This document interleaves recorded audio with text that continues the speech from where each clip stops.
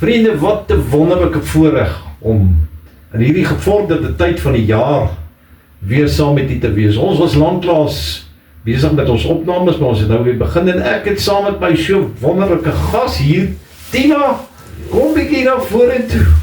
Hoe graag, jy is al vir my so onontbeerlik. Ek sê, julle is besig om die hele wêreld te bevolk, julle blikbreine op computers, en nou is Tina, dis my eie persoonlike computer, en sy is hier. Tina, wat 'n voorreg, jy kom sommer voorbereid, hè?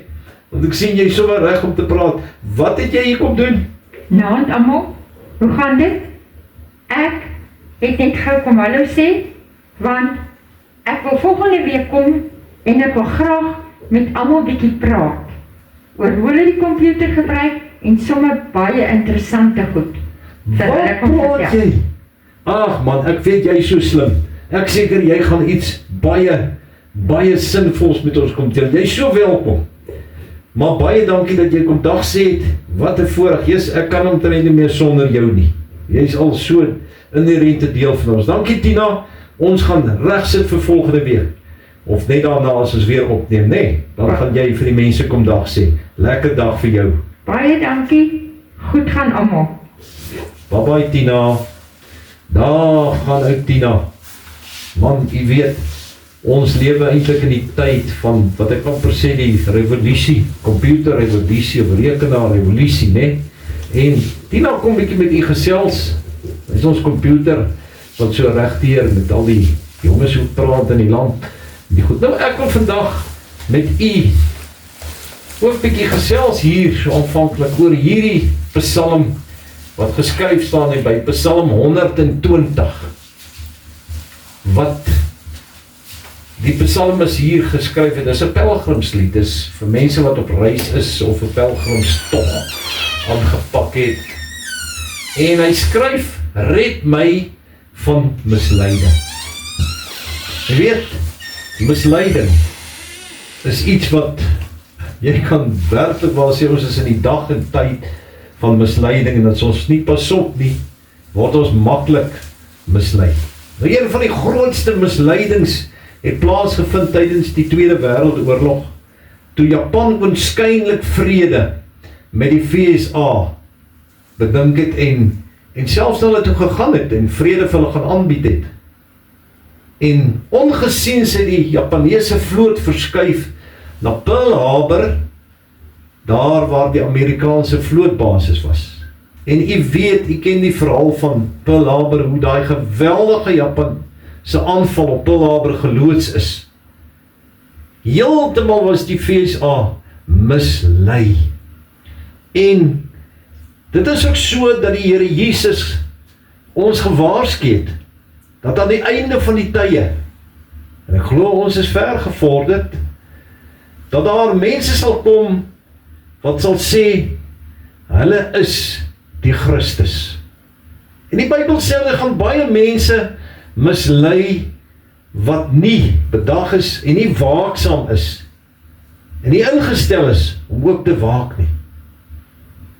Ek dink aan mense soos valse profete, en jy kry so baie van hulle valse leraars, want mense mislei, en mense bring by heeltemal valse konsepsies en gedagtes en goed. Ek dink toe ek 'n kind was, wat ek hierdie kinderdiens bygewoon het, waar die prediker daarvoor 'n blikkie gevat het, en die blikkie se inhoud was gemerk buite. Jy het gedink dis 'n blikkie mielies wat hy daar oopmaak. En toe hy dit oopmaak, want rondom die blikkie was 'n plakker van mielies. Toe hy dit oopmaak, was dit al die tyd baked beans. En so was ons almal mislei en het ons verwag dat hierdie is nou daai ding, en het ons dit geglo. En so kan 'n mens werklik waar, as jy na hierdie psalm kyk, dan praat die Bybel hier van maniere hoe die mens mislei word. Wat sê die psalmskrywer? Bewaar my van 'n misleidende tong. Dit is iets wat mense totaal kan mislei. Jy praat met 'n tong, jy praat onder verskeie agenda, hulle dink jy praat in die rigting, maar al die tyd bedoel jy iets heeltemal anders. Daarom praat die Bybel van dat die tong kan leuns en alles versprei. En so word ons mislei. En ek wil vandag vir u sê, ons is vandag blootgestel, soos nog nooit in ons lewens nie. Daar is hoeveel biljoene mense op aarde, en elkeen kan deesdae oorbring en gehoor word en gesê word daar in sy binnekamer net wat hy wil, en ons word blootgestel daar. En so kom hierdie dinge, en die Bybel waarsku ons, pas op vir die leuns wat aan ons opgedis kan word. Wees versigtig.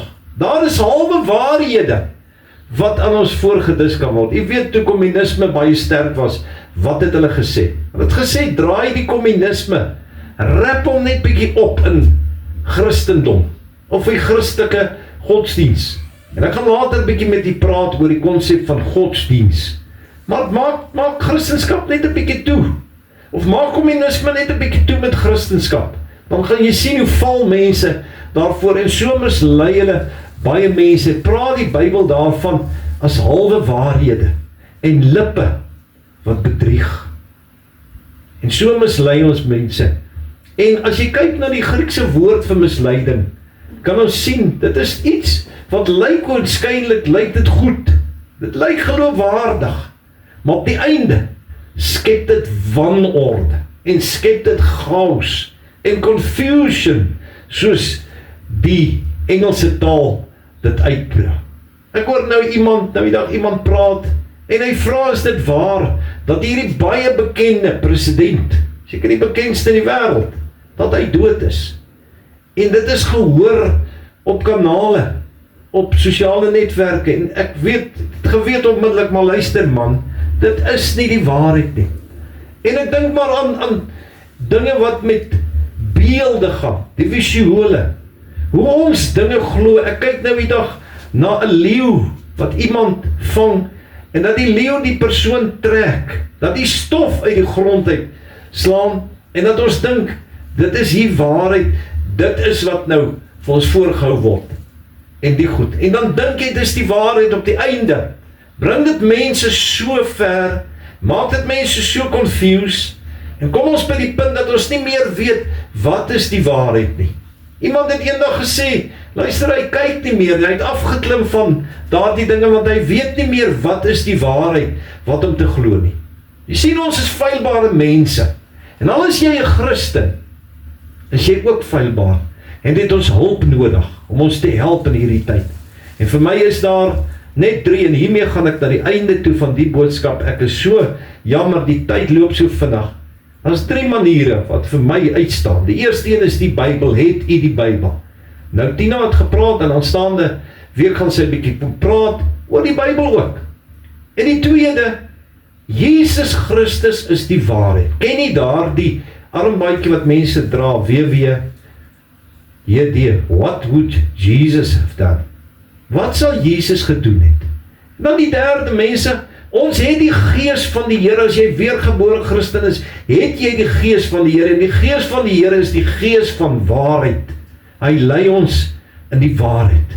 En daarom kan ek en u by die waarheid bly, en hoef ons nie deur al hierdie dinge blootgestel te word, en kan ek vir u die laaste ding sê, as jy twyfel van iets, los dit dan uit, moenie daaraan toegee nie, moenie daarna luister nie. Die Bybel waarsku ons uitdruklik, as jy twyfel, laat iets staan.